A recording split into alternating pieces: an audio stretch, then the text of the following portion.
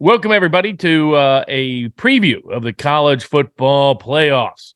As always, brought to you by Sports Wars, which you can like, share, and subscribe right here on YouTube or Rumble or wherever you may view your Sports Wars content. And brought to you also by sportspicks.locals.com. That's where you can get football picks and predictions, basketball picks and predictions, European football, soccer, as it's known in the States, picks and predictions, baseball picks and predictions. You get free picks and predictions from a wide range of handicappers. You get official recommended picks for subscribers. It is currently $10 a month.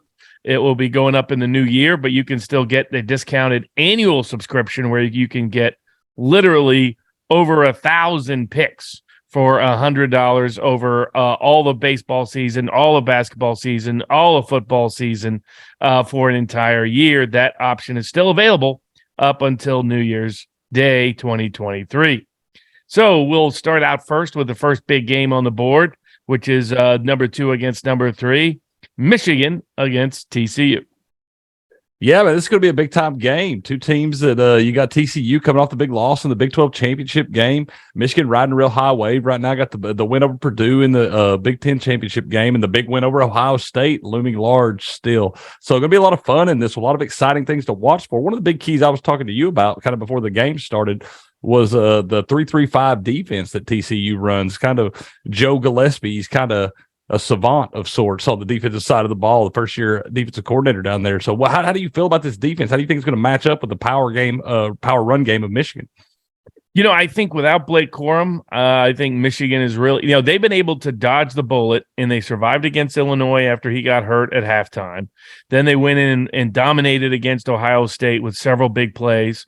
Then they dominated against Purdue, and I think people have forgot just what a unique talent Blake Corum is, and that his backup is nowhere near his capacity, in my view. And I've never been a big JJ fan. I don't think their passing game is naturally explosive. I think they need to gimmick a little bit in order to get points. TCU's defense at times has been very shaky. And so I think that to me, the biggest part of the matchup of this game, I think Michigan's offense will be held in check. What's interesting is the public is hammering the over in this game. And they're depending on which sports book you're looking at, they are mostly betting the favorite, Michigan. There's some sports books where TCU is getting the bulk of the cash. What's interesting is despite 2/3 or more of the money coming in on the over, which started out around 60, 61, it's down to 58 in many spots. That's usually a sign that some better that the bookies respect is saying this game is going to be a little bit lower scoring than people think. What they call sharp money or wise guy money here in Vegas.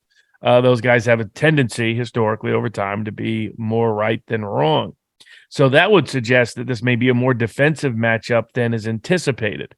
TCU's game started out very high scoring, and then of late, a little bit less scoring. If I was Michigan, as I mentioned, the biggest thing, if I was a Michigan bettor or fan in this game, then my biggest concern, aside from the absence of Blake Corum, would be the fact that TCU shut down Texas and Bijan Robinson.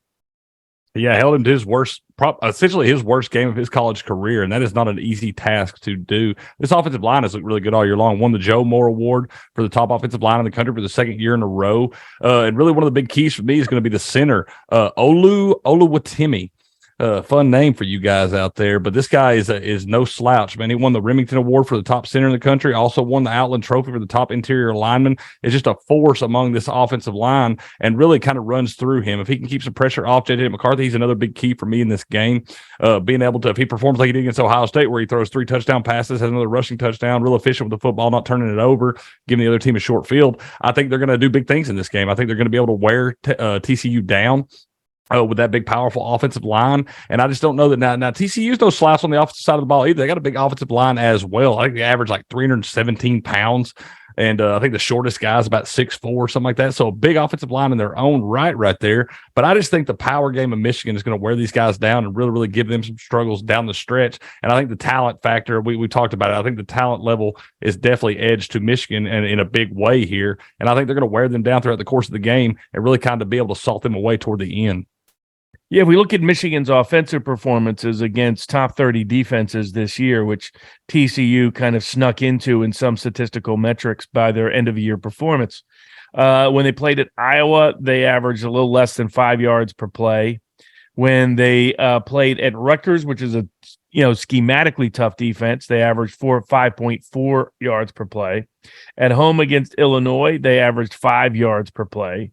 So until they played Ohio State, there was nothing in their offense to suggest they would be explosive against a quality defense. But then against Ohio State, they get explosive plays. Then against Purdue, they get explosive plays. So the question I have is, does that physicality translate into explosive plays? Can they repeat what took place against Ohio State and Purdue without Blake Corum? Or will we see more of what we saw through the rest of the season, which was more of a ball control offense that struggled to get big plays, especially without their big play machine, Blake Corum? And so I think that's what I'm interested on that side of the ball. On Michigan defensively, they didn't play a lot of explosive offenses. They did play Maryland when Maryland was a little healthier. Maryland averaged 5.4 yards per play. Then they get Penn State at home. Penn State only averaged about 5.3 yards per play, and arguably their best defensive game of the season. And then Ohio State, they held kind of in check to 6.4 yards per play, and then Purdue 5.4. So what that would suggest is somewhere around TCU getting around 27 points. And then depends really on the Michigan offensive side of the ball. If they are predicting that Michigan is going to get into the mid-30s, depending on where you got the line and where it currently sits. Let's say it currently sits at 8 and you have it at 58. They're predicting a 33-25 kind of score. And there's a lot of metrics that support that. There's a lot of talent rating based data that supports that. Because if you flip the script and go over to TCU, you also have a bit of a tale of two seasons, a tale of two halves, a tale of great comebacks, the sort of the Horned Frog magic in the first season of Sonny Dykes, who's been a covering machine. If you look at the quality defenses they played, this is where part of the issue comes in. It's really only Kansas State, Texas, Baylor, and Iowa State. And that was on the more second half of the season.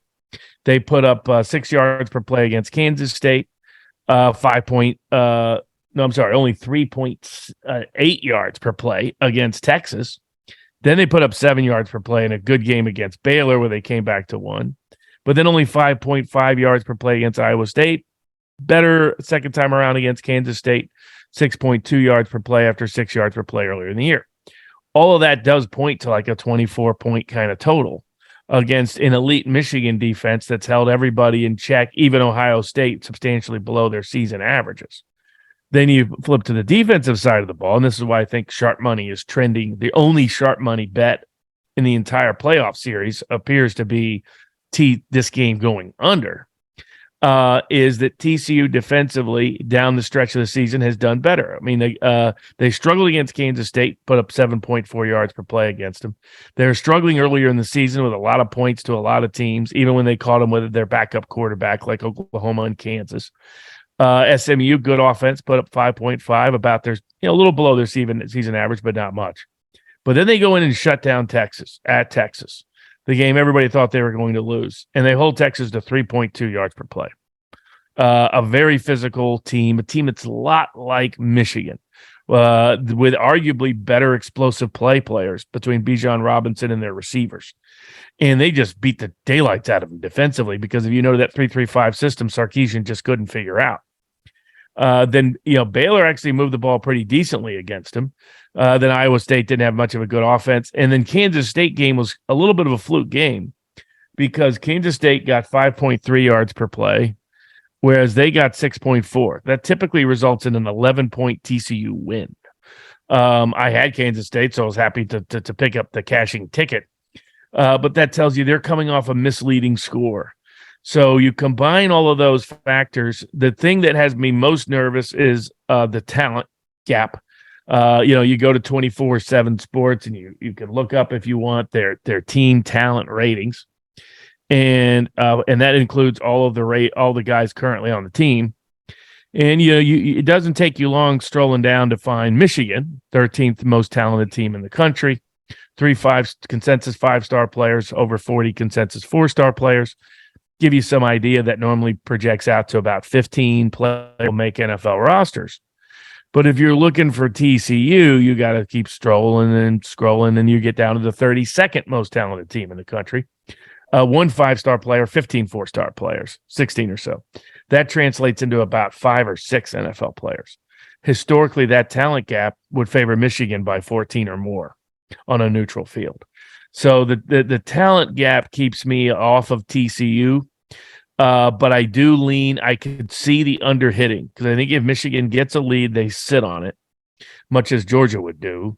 And I have a little more confidence in Michigan's defense, keeping TCU in check, given TCU some of TCU's issues down the stretch offensively, like against Texas.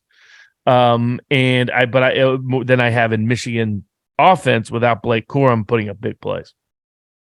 Yeah, one of the big matchups for me, we talked about that big TCU offensive line, but, this Michigan run defense is ranked 3rd nationally, has played great all year long. And the TCU running back, Kendre Miller, has rushed for 1,342 yards this year, but 1,141 of those yards have come between the tackles. And Michigan has allowed the 4th fewest yards between the tackles this season in the FBS. So that's going to be a big-time matchup for me. Are they able to control the interior offensive line for TCU? Are they able to kind of establish that line of scrimmage, be able to get a push on Michigan, keep driving forward? And another big one, Quentin Johnson, the receiver.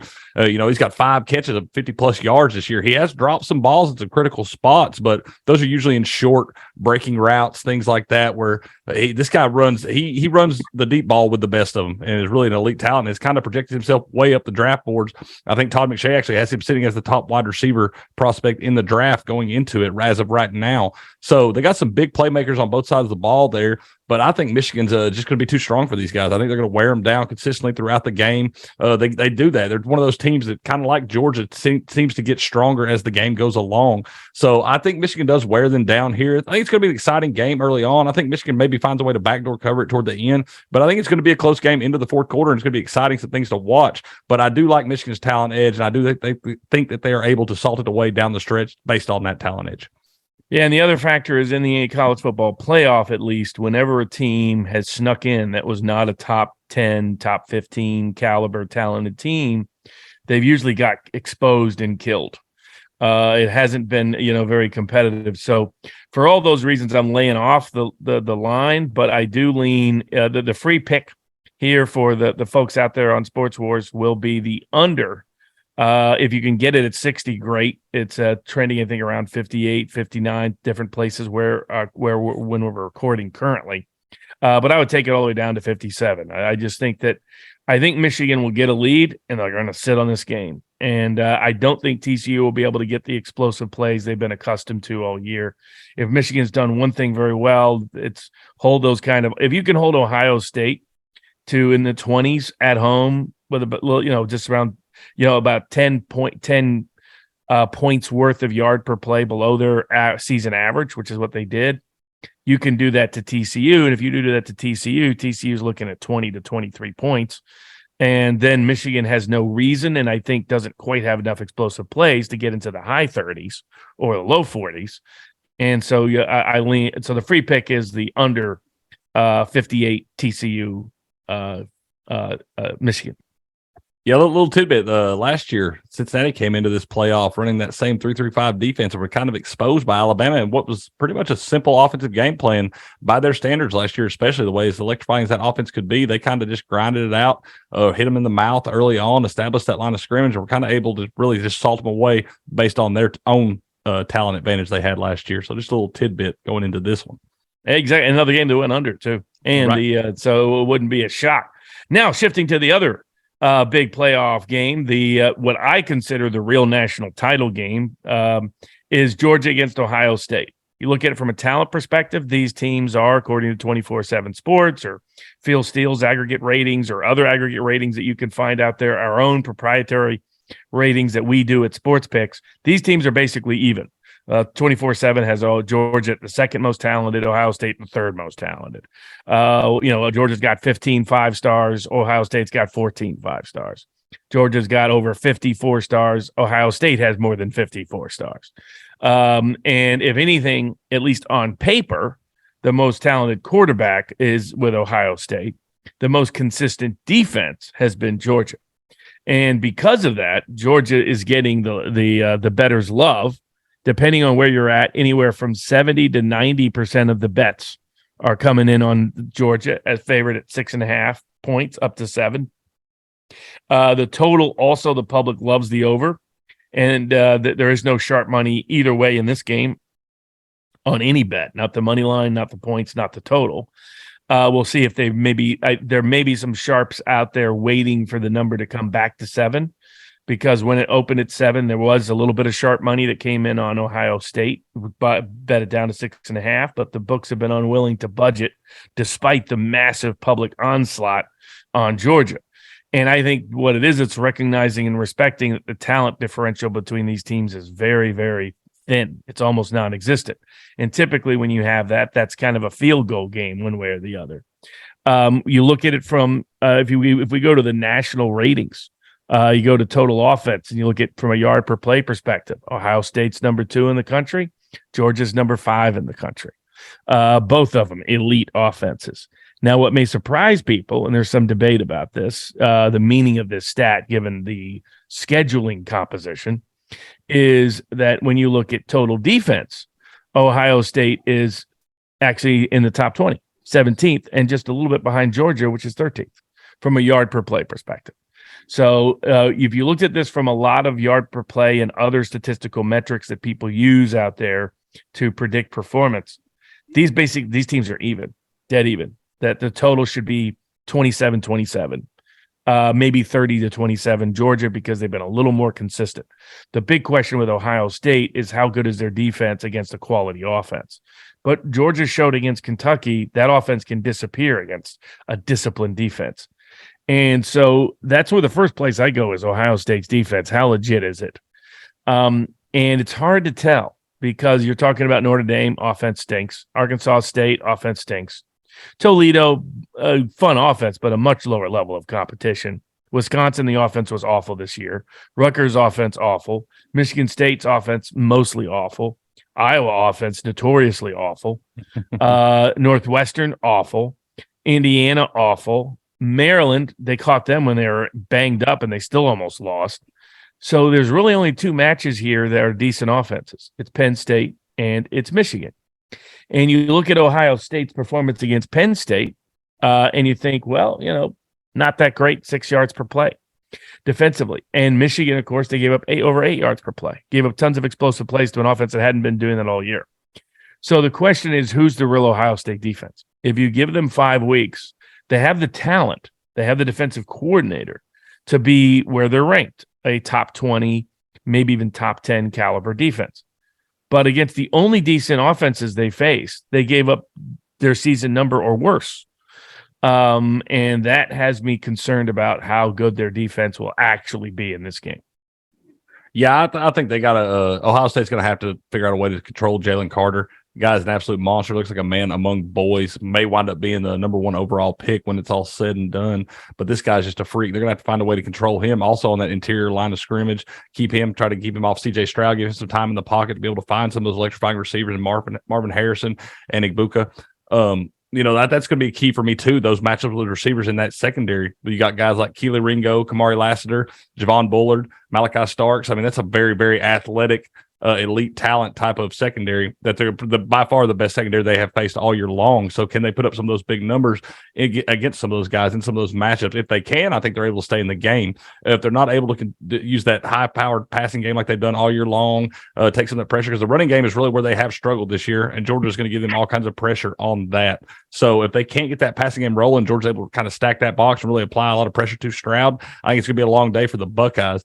But I just got kind of a weird feeling about this one. I don't know. It seems kind of funny to me. Ohio State has fared well in these spots before, coming in as underdogs, and tend to play their best ball. They're playing with kind of chip on their shoulder. A lot of those players seem kind of pissed off the way the media has kind of wrote them off after that Michigan game. You figure that's the last time they stepped on the field, man. That's the last member they have on a football field right now. So they've been stewing on that for over a month now, getting ready for this one. I think they're going to be pretty motivated going into this game, and I just feel kind of funny about it. I don't know. The Buckeyes, I think they're going to show up to play ball and give Georgia all they want in this one. So 6.5 seems like a lot to me. Maybe buy it up to 7.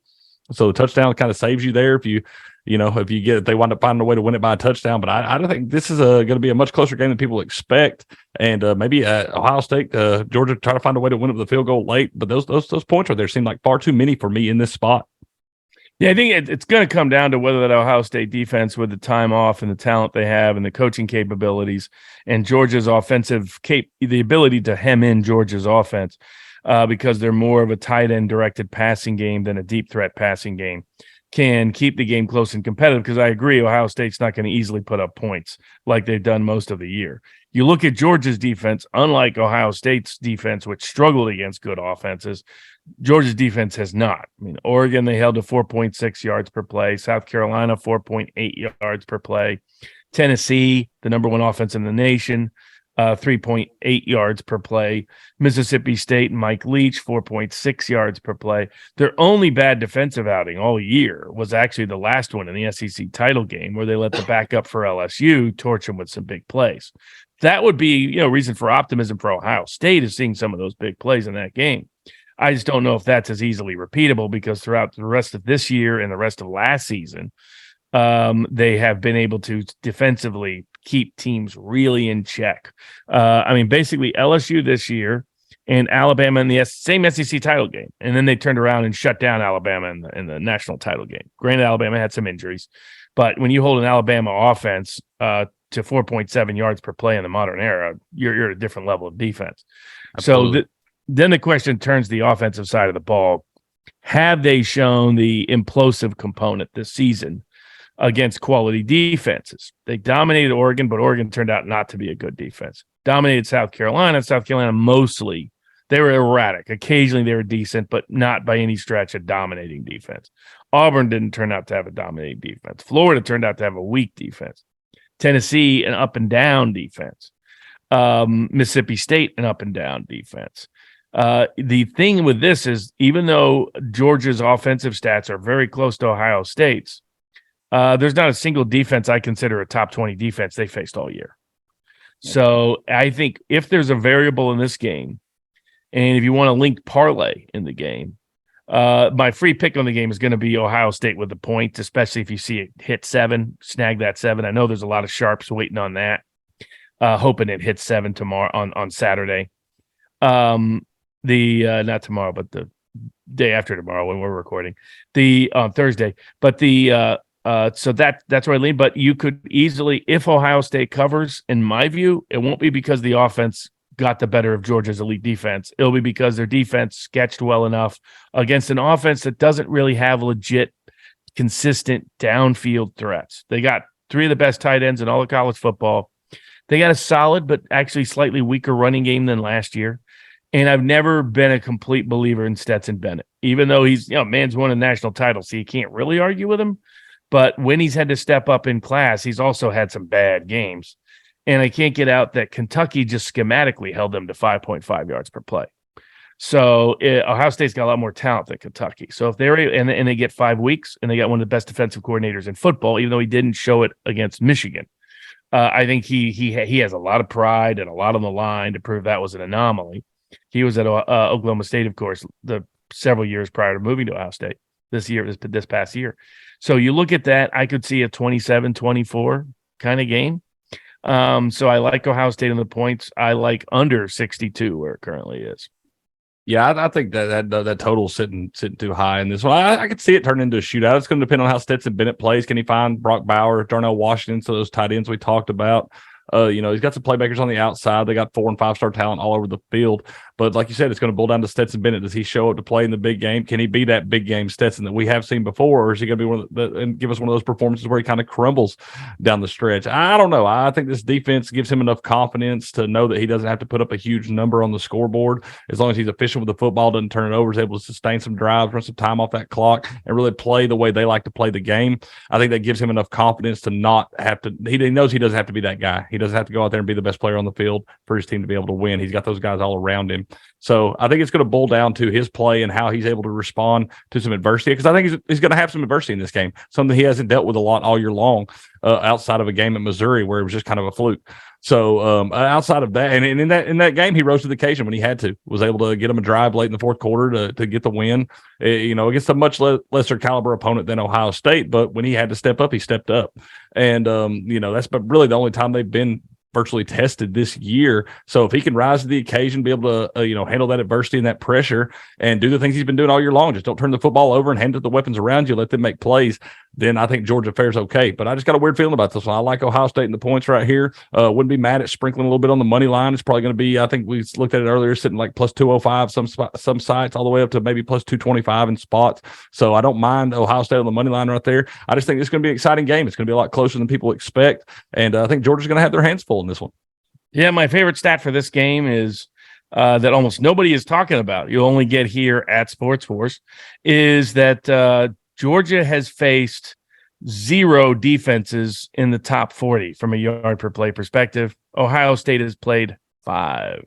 Wow. So it's one of those stats. It reminds me of the great Manning Heisman debate from years ago. Manning, the year 1997, when he got ripped off of by the Heisman. He faced 8 of the top 20 secondaries in the country. Even teams that were like not good teams, like Vanderbilt, had elite secondaries and elite passing defense. Whereas Charles Woodson, the year he won, only faced 1 good passing offense all year at the time of the Heisman, and that wide receiver, David Boston, caught for over 200 yards receiving against him. Wow. But that's where, if Ohio State pulls it off, it's going to be because Georgia's offense is not quite as tested as it appears. And Ohio State's defense, given this defensive coordinator with the talent he has there, really steps it up, makes it up for the Michigan game. Either way, I think the winner of this game will be the easy winner of the national title game. I would favor either of these teams, even if it's a rematch Ohio State and Michigan, by 10 or more against the Michigan TCU winner. That's how confident I am that the winner of this one, this is the real national title game. Okay. We'll get you guys a preview after that when we have a better idea who's going to play in that thing. We still got some time for that one. So I believe that's about all we got for this one. Absolutely. Thanks, everybody. Remember to like, share, and subscribe here at Sports Wars. And if you want free handicapping information, if you want to join a sports betting community, if you want to have the most affordable, accessible, profitable sports handicapping service out there anywhere, there is no better place than sportspicks.locals.com, where you can get an annual subscription for as cheap as $100 for a whole year, with over 1,000 free picks included within that you're paying for. At sportspicks.locals.com, as long as you do it before the new year. So get your annual subscription now so you can join the profitable crew at sportspicks.locals.com. All right, guys, we appreciate y'all. We want you to stay safe out there. Good luck. He is the great Robert Barnes. I am Cricket. Y'all have a good one. We'll be back real soon. Take care, guys.